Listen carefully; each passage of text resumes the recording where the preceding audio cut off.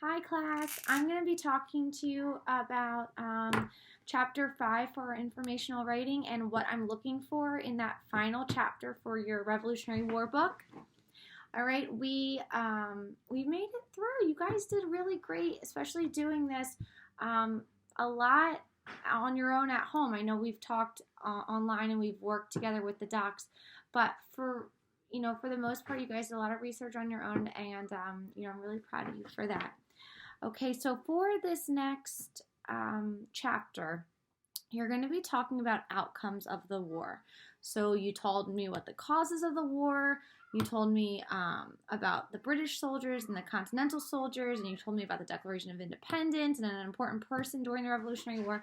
So you're going to tell me about the outcomes of the war. So I figured for this, I would read a little bit from the social studies book. I know we did this a few weeks ago, but I want to just refresh your memory. And I'm going to tell you where that information will be found to help you. And I'm just going to give you a couple little tips, okay? Again, I will be online to help you as you do this next chapter, but just try to take some notes on your own, okay? Especially for Monday and Tuesday. And then by Wednesday, we might maybe try to do a group Zoom. We'll see what we can do, all right? So the first page, well, first of all, the two pages you're going to be working on or looking at in your social studies book is 188 and 196, okay? So get that out if you can. I'm going to start on page 188, and I'm going to go over the Treaty of Paris, which is going to be our first part that we're going to talk about. All right, now in this chapter of your informational book, you are going to tell me who won the war. I think we know who won the war. Did the British win? No, they didn't, or else we would still be under rule from Great Britain, right? So we know that the colonists won the war, the Continental Army, okay? And we were the underdogs, right? The Continental Army were the underdogs. We were the ones that didn't have a lot of money. We didn't have a lot of weapons. We didn't have a lot of resources or as many people as the British Army did. But we won because we had motivation, right? And we did have some good allies. And we knew that we wanted to be free. So I think that the biggest thing that you need to take out of the Revolutionary War is that the underdogs won, right? They weren't supposed to win. No one would have ever thought that the colonists would win this against Britain, which was one of the strongest armies in the world at that time. All right, so you should have your book. We're on page 188, and I'm going to read to you a little bit about the Treaty of Paris, and then we're going to talk a little bit about what our country was like after we won the war, okay? So we're in the middle of 188. You'll see up at the top of it, it says key events of the American Revolution. There's a little map, and it tells you about all of the battles that were fought over the Revolutionary War when some of the colonies were captured. And so take a look at that, and you'll see, there's a star for American victory, which was the colonists, and then there's a red square for British victory, and you can see that it sort of evened out, right? There were 4 stars for American victories and 4 British victories, but in the end, the colonists, they won. All right, so here we are, 188. First of all, I just want to talk to you about the word treaty. A treaty is a formal agreement between 2 or more nations. So treaties can happen between different countries, and it's just an agreement that you come to, okay? It just says, okay, well, I won't do this if you won't do this, or let's come together and let's come up with a plan, like a nice handshake, all right? So, the Treaty of Paris, 1783. After their defeat at Yorktown, the British were ready to end the war. So the colonists defeated Britain at Yorktown, okay? That was one of the battles. And they were ready. The British were like, you know what? We're not doing this anymore. This has been way too long. We don't want to do this. Okay? They were now fighting France and Spain, as well as their former American colonies. Representatives from all of these countries met in Paris to work out a peace treaty. So Britain was ready to be done. Okay? They wanted to come to terms. They wanted to just come to an agreement so we can end this war. Meanwhile, the fighting went on. The British Navy shut down American shipping on the seas. On land, the British still controlled New York City, Charleston, South Carolina, and Savannah, Georgia. To the west, small but bloody battles were fought in Ohio, Kentucky, and western New York. Continental soldiers fought against British soldiers, loyalists, and American Indians. Remember we talked about in your chapter when you had to tell me who fought for the British? It wasn't just the British, right? They had American Indians on their side. They had some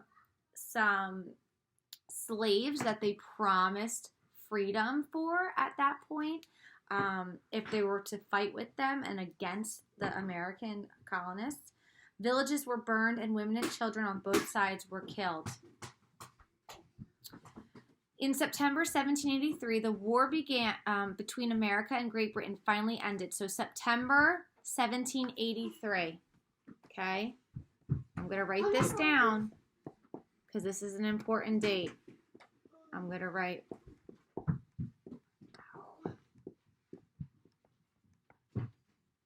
September 1783. The Revolutionary War ended. That was the end of it. Okay? Remember that date, 1783. America and Great Britain finally ended with the Treaty of Paris. So the treaty, the agreement that they came to terms with was called the Treaty of Paris. Now remember, they all met in Paris, France. This just happened to be called the Treaty of Paris. Great Britain agreed to recognize the United States of America as an independent nation. So this is what we've been waiting for, guys. They finally said, you know what?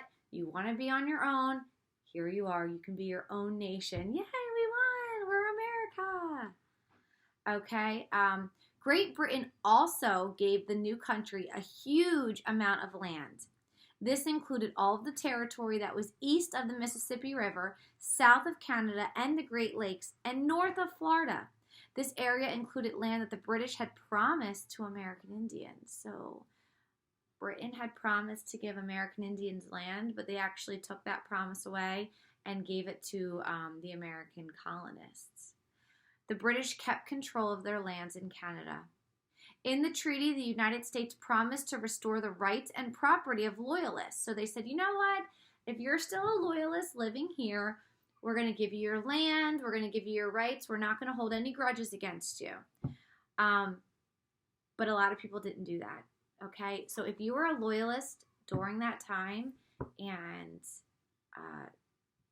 you realized that the colonists won and you weren't on their side, they were not nice to you. So a lot of loyalists ended up leaving the colonies or the America now, because it was America, and then they went back to Britain. Some of them didn't even live in Britain ever, but since they didn't really agree with the whole war and they weren't happy that the colonists won, they ended up going to Britain and living there. Let me see where I was. The Patriots had won the war. From this time forward, the former colonists would be known as Americans. So you'll know that we kept saying colonists, colonists, colonists. Now they can officially be called Americans, okay? Because we have created the United States of America. We are no longer under British rule, okay? And that's on page 188 to 189. September 1783. The war ended. We made a treaty with Great Britain, and that treaty said that we were now an independent nation called the United States of America. Okay? That's the biggest thing you have to get out of this. Oh, this is a long video. All right? And then I'm going to turn to page 196. Actually, we're going to stop there for this video. Okay, the next video I'm going to do for 196. But right now, I want you just, what you got out of this was page 188 to 189. The colonists won the war. They were now free from Great Britain. That was because of something called the Treaty of Paris, which was an agreement that the colonists made with Britain.